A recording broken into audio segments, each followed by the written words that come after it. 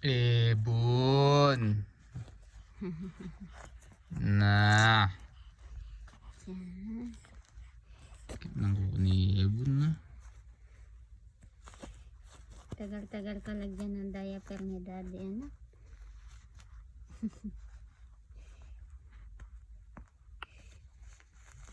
Ebon.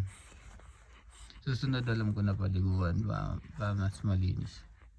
Hindi masyadong kinukuskus eh. Hindi, masaglit lang paliguan ng newborn baby. Grabe.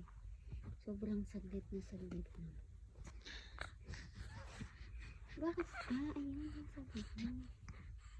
Uy, ito pala yung nanilo. Paglalagyan mo siyang damit. Malibi. Kahit. Oh, tagilid. Tapos, tanggalin mo na nga natin. Asya. Ang cute ng kamay niyan eh. Pinunasa mo na ulo? Tagal niya pala magising pag gumising siya, no? Bihira lang, no? Pag mahaba na yung tulog niya. Ay, lumabas na yung kulangot niya, kakaano niya. Ay, hindi Hindi pa makakuha. Darating mamaya yung panghigop ng kulangot. Bumili ng panghigop ng kulangot.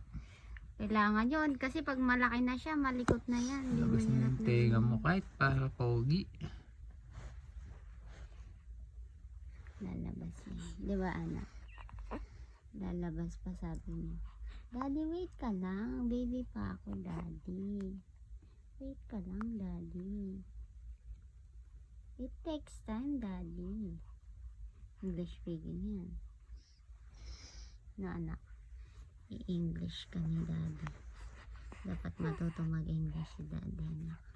Na, English speaking yan. Kaito na yun. Kai! Okay na. Okay na. Okay na. Okay na. Tapos kang pahirapan. Okay na. Eko, sinipon. Nilamig.